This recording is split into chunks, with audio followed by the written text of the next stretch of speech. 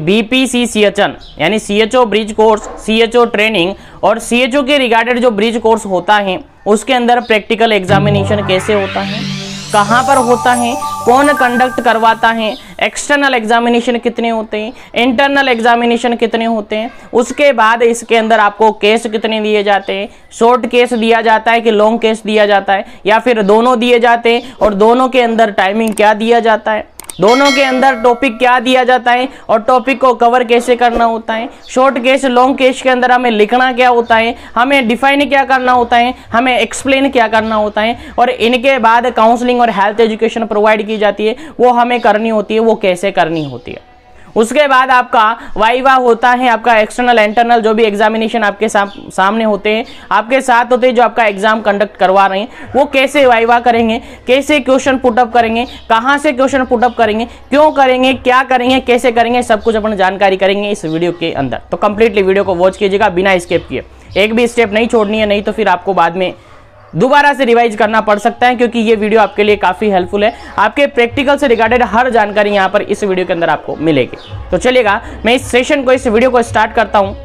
जो भी कनेक्टेड है एक बार से सेशन को लाइक शेयर कर दीजिएगा ताकि सभी तक पहुँच जाए, जो भी पहली बार विजिट कर रहा है और इसी तरीके से हेल्पफुल कंटेंट चाहता है तो अभी चैनल को सब्सक्राइब कर लीजिएगा, क्योंकि यहाँ पर हर कॉम्पिटिटिव एग्जाम से रिगार्डेड आपको इन्फॉर्मेशन, आपको जानकारी, आपको कंटेंट अवेलेबल करवाया जाता है। चलिएगा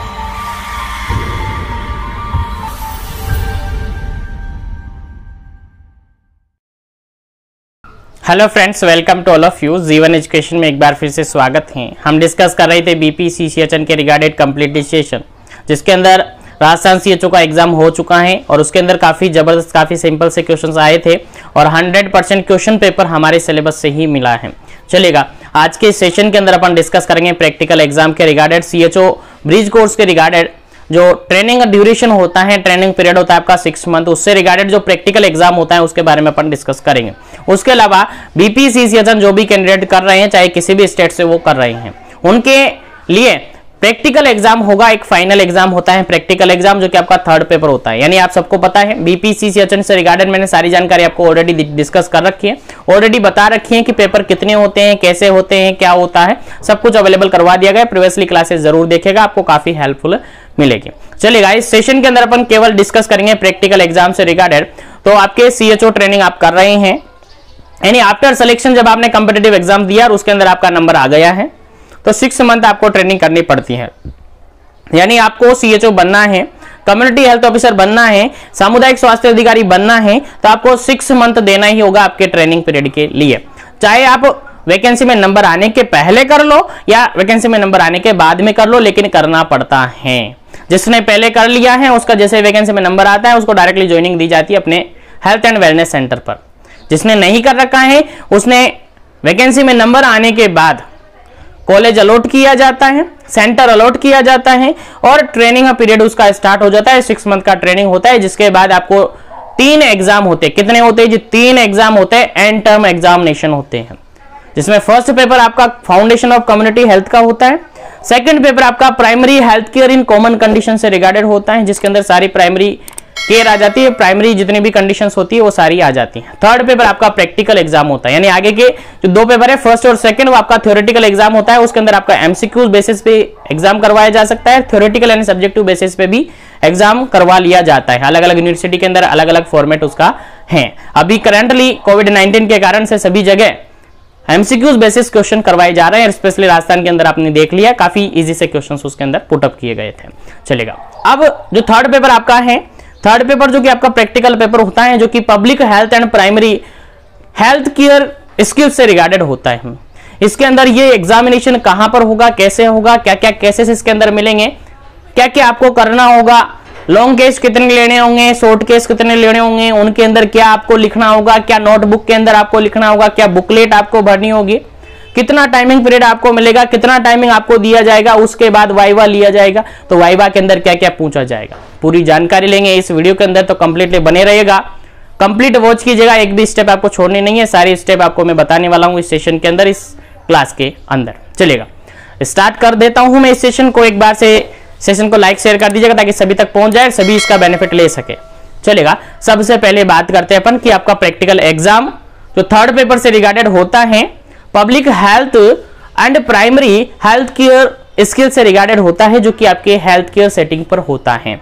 अब हेल्थ केयर सेटिंग में यानी कि आपके जहां पर आपका ट्रेनिंग चल रहा है उस कॉलेज इंस्टीट्यूट के अंदर भी हो सकता है, ट्रेनिंग सेंटर पर भी हो सकता है, या अदर कॉलेजेस के अंदर भी आपको भेजा जा सकता है। इससे रिगार्डेड यूनिवर्सिटी से लेटर जारी होता है कि आपका एग्जाम कहां पर होगा, कौन आपका एग्जाम कंडक्ट करवाएगा। ठीक है, जैसे कि राजस्थान सीएचओ के अंदर आपने देख लिया है कि यूनिवर्सिटी से एक लेटर आया है और अलॉटमेंट दिया है कि इस कॉलेज का, इस सेंटर का एग्जामिनेशन इस कॉलेज के अंदर, इस सेंटर के अंदर होगा। इस कॉलेज का एग्जाम, प्रैक्टिकल एग्जाम कहां पर होगा, इस सेंटर के अंदर होगा। इस तरीके से आपको अलॉटमेंट दिया जा सकता है। उसके बाद सर इसके अंदर हमारा जो प्रैक्टिकल एग्जाम लिया जाएगा उसके अंदर सर एग्जामिनर कितने होंगे जी, क्योंकि प्रैक्टिकल एग्जाम जब होता है, आपने नर्सिंग के अंदर काफी सारे एग्जाम दिए होंगे, तो अलग अलग उसके अंदर एग्जामिनर होते हैं। तो इसके अंदर बेसिकली 2 एग्जामिनर होंगे, बेसिकली 2 एग्जामिनर होंगे, बाकी ज्यादा भी हो सकते हैं, लेकिन मिनिमम 2 एग्जामिनर यहां पर होंगे। एक एग्जामिनर आपका प्रैक्टिकल एग्जाम लेने वाला इंटरनल एग्जामिनर होगा, जो कि आपका कॉलेज का, आपके ट्रेनिंग सेंटर का होगा। दूसरा आपका एक्सटर्नल एग्जामिनर होगा, जो यूनिवर्सिटी से द्वारा भेजा जाएगा। तो यानी 2 एग्जामिनर यहां पर आपको एटलीस्ट मिलेंगे, मिनिमम 2 एग्जामिनर तो मिलेंगे, बाकी ज्यादा हो सकते हैं, उसकी कह नहीं सकते कितने भी हो सकते हैं, लेकिन बेसिकली 2 तो होंगे। एक इंटरनल एग्जामिनर होगा, एक एक्सटर्नल एग्जामिनर होगा। ठीक है, तो इंटरनल आपका कॉलेज का होगा और एक्सटर्नल आपका यूनिवर्सिटी के द्वारा भेजा गया होगा। वो डॉक्टर हो सकता है, फिजिशियन हो सकता है, एमएससी होल्डर हो सकता है, जो भी जिसको भी यूनिवर्सिटी भेजेगी वो आपके पास आएगा प्रैक्टिकल लेने। चलेगा, क्लियर हो गया यहां तक। नेक्स्ट बात करते हैं आपको यहां पर एक दिन के अंदर कितने स्टूडेंट का, कितने सीएचओ का प्रैक्टिकल एग्जामिनेशन लिया जाता है। तो रूल के अकॉर्डिंग अगर बात करें अपन, इग्नू यूनिवर्सिटी की अगर अपन बात करें तो बिल्कुल उसके अंदर मेंशन है कि 10 स्टूडेंट पर डे के अकॉर्डिंग प्रैक्टिकल एग्जामिनेशन किया जाता है। लेकिन आरएचएस की अगर बात करें तो 50 और 100 स्टूडेंट की बात कही कि एक दिन के अंदर 50 और 100, एक सेंटर पर 100 और 50 के समथिंग कैंडिडेट का प्रैक्टिकल एग्जाम लिया जाए, क्योंकि थोड़ा फास्टली स्पीडली चल रहा है काम, क्योंकि जल्दी ही इनको ज्वाइनिंग देने वाले हैं, क्योंकि काफी टाइम हो चुका है इनको, इनकी वैकेंसी को भी, इसलिए थोड़ा स्पीडली चलेगा। ठीक है, उसके बाद आपको क्वेश्चन माइंड में आएगा, सर प्रैक्टिकल एग्जाम कितने मार्क्स का होगा और उनमें से हमें पास होने के लिए कितना लाना पड़ेगा। काफी अच्छा क्वेश्चन है, सभी को याद होगा, सभी के माइंड में आएगा। तो मैं बता देना चाहूंगा, आपका जो प्रैक्टिकल एग्जाम होता है वो 70 मार्क्स का होता है।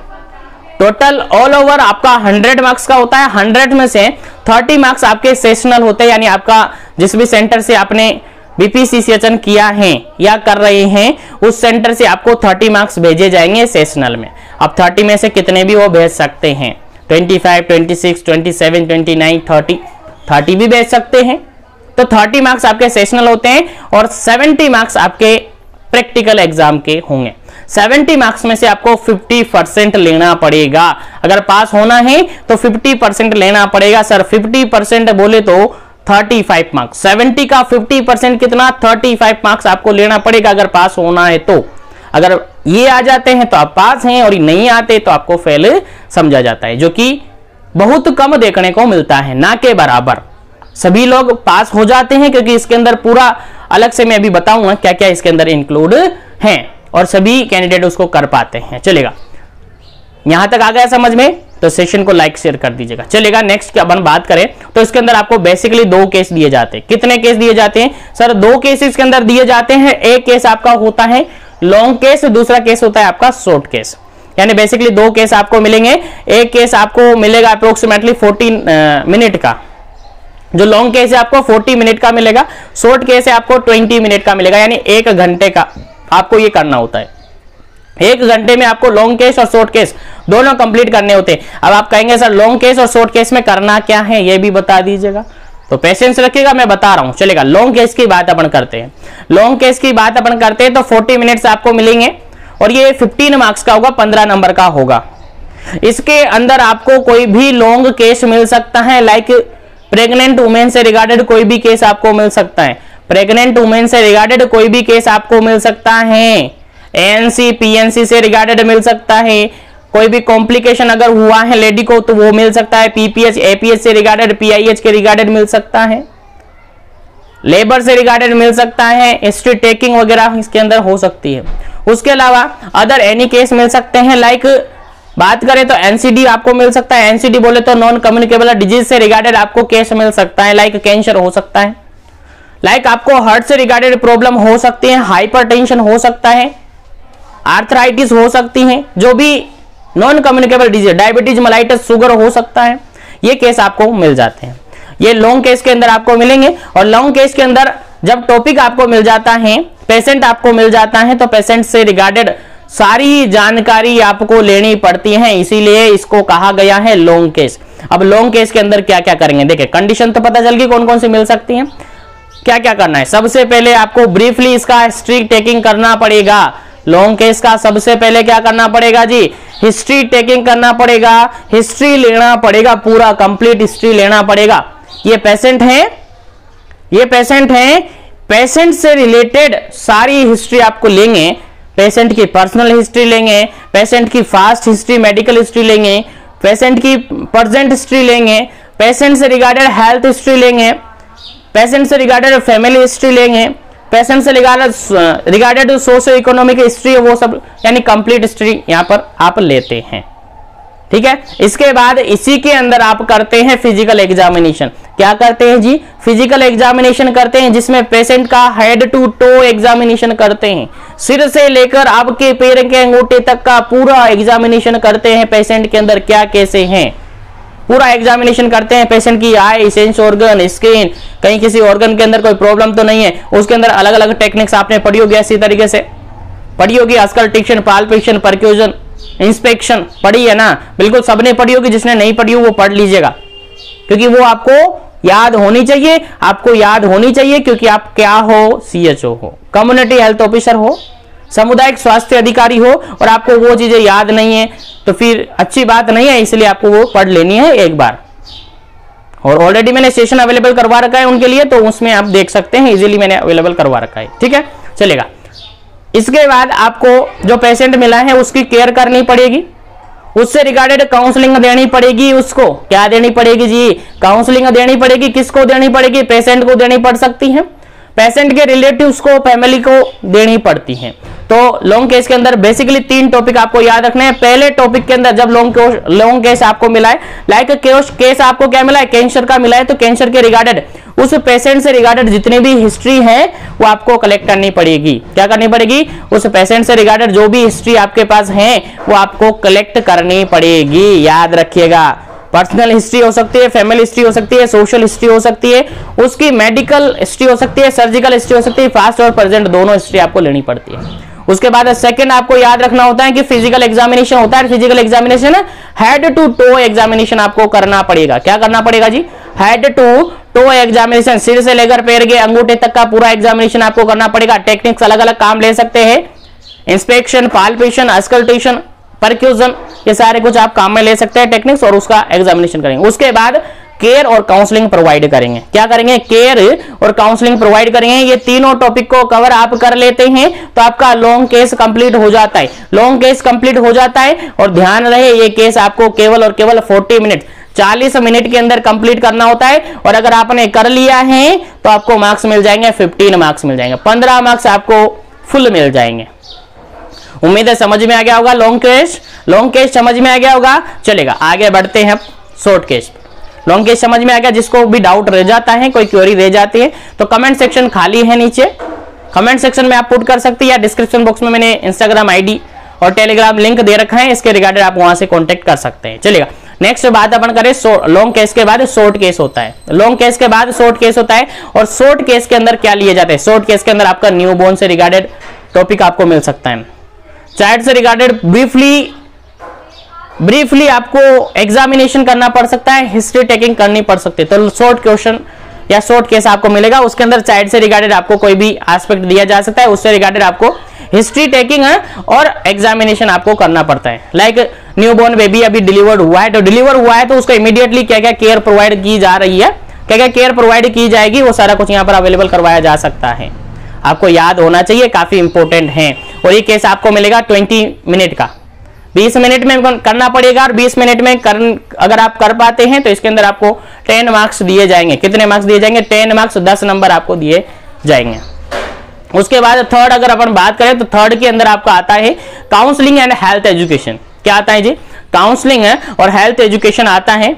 जो भी कॉमन अलाइनमेंट हैं, जो भी कॉमन प्राइमरी अलाइनमेंट हैं, लाइक फीवर हो गया, लाइक एक हो गया, लाइक बॉडी पेन हो गया, लाइक नोजिया हो गया, लाइक वोमिटिंग हो गया, लाइक डायरिया हो गया, जो कॉमन अलाइनमेंट हैं उनसे रिगार्डेड आपको काउंसलिंग और हेल्थ एजुकेशन प्रोवाइड करनी होती है। पेशेंट को, कम्युनिटी को, सोसाइटी को, पर्सन को, कैसे भी आप मान सकते, क्या करनी पड़ती है? हेल्थ एजुकेशन और काउंसलिंग प्रोवाइड करनी पड़ती है जो कॉमन अलाइनमेंट हैं उनसे रिगार्डेड, और ये आपको प्रोवाइड करनी पड़ती है केवल 10 मिनट्स के अंदर। कितने मिनट से? केवल 10 मिनट के अंदर अवेलेबल करवानी पड़ती हैं, प्रोवाइड करनी पड़ती हैं, और इसके लिए आपको मार्क्स दिए जाते हैं 15 मार्क्स। कितने मार्क्स दिए जाते हैं जी? 15 मार्क्स, 15 नंबर आपको दिए जाते हैं। तो देखिएगा कितने हो गए आपके लॉन्ग केस के अंदर आपको मिले 10 marks, sorry 15 marks, short case के अंदर आपको मिले 10 मार्क्स, और काउंसलिंग और हेल्थ एजुकेशन के अंदर आपको मिले कितने मार्क्स? 10 मार्क्स। कितने हो गए? 15, 10 और 15, सॉरी काउंसलिंग और हेल्थ एजुकेशन प्रोवाइड करते हैं उसके अंदर 15 मार्क्स, तो 15 15 30 और 10 उसके 40 मार्क्स हो गए। रिमेनिंग जो 30 मार्क्स का होता है वो आपका वाइवा होता है। रिमेनिंग 30 मार्क्स हैं उसके रिगार्डेड आपका क्या होता है जी? वाइवा होता है। और वाइवा के अंदर एग्जामिनर आपसे कुछ भी पूछ सकता है, आपके फर्स्ट पेपर, सेकंड पेपर से रिगार्डेड, और आपके थर्ड पेपर से रिगार्डेड जो भी सिलेबस था उससे रिगार्डेड पूछ सकता है। और अगर उनसे नहीं पूछे तो कॉमन चीजें भी पूछ सकता है। वाइवा में कुछ भी क्वेश्चन पूछा जा सकता है क्योंकि ओपन एंडेड क्वेश्चंस होते हैं, उसमें ओपन एंडेड क्वेश्चन होता है। एग्जामिनर आपके सामने बैठा है, आप एग्जामिनर के सामने बैठे हैं, वो कुछ भी पूछ सकता है आपसे, आपका नाम भी पूछ सकता है, आपसे आपका नाम भी पूछ सकता है। अगर बिना डरे और बिना परेशान हुए आपने नाम बता दिए इजीली तो आपको मार्क्स अच्छे मिलेंगे, और अगर आप नाम बताने में भी हिचकिचा गए तो आपके मार्क्स कट हो सकते हैं। इसीलिए कॉन्फिडेंस रखना है, आपको कॉन्फिडेंस रखना है। कुछ भी हो जाए हमें झुकना नहीं है, कुछ भी हो जाए हमें झुकना नहीं है। सबको पता है यार डायलॉग पुष्पा का, ठीक है? तो झुकना नहीं है। जो भी क्वेश्चन किया जाए बिल्कुल उसको पॉजिटिव होकर बिल्कुल अपने कॉन्फिडेंस से आंसर देना है। आपको काफी अच्छी तरीके से आपका प्रैक्टिकल एग्जाम होगा। तो पूरे 70 मार्क्स आपके हो गए। लॉन्ग क्वेश्चन आपका कितने मार्क्स का? 15 मार्क्स का। उसके बाद आपका शॉर्ट क्वेश्चन 10 मार्क्स का। 15 मार्क्स आपके काउंसलिंग और हेल्थ एजुकेशन से रिगार्डेड है, और 30 मार्क्स आपका क्या है? वाइवा है। तो इस तरीके से आपका 70 मार्क्स हो जाते हैं, और 70 मार्क्स में से आपको 50% लाने होते हैं, 35 नंबर लाने होते हैं, 35 मार्क्स लाने होते हैं, और उम्मीद करता हूं सभी की आ जाएगी।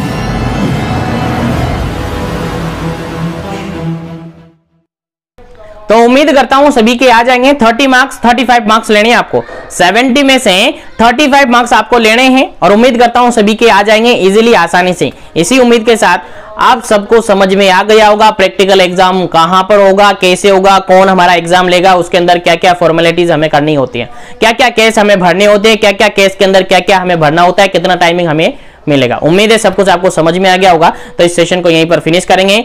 अगर कंटेंट आपको अच्छा लगा है, कंटेंट आपको हेल्पफुल लगा है, तो इस सेशन को एक बार से सब तक लाइक शेयर कर दीजिएगा ताकि सभी तक पहुंच जाए। किसी भी स्टेट का सीएचओ हो सब तक ये पहुंचे, सभी को बेनिफिट इसका हो। इसी के साथ इस सेशन को मैं यहीं पर फिनिश करता हूं। मिलेंगे अपन नेक्स्ट सेशन के अंदर जल्द ही।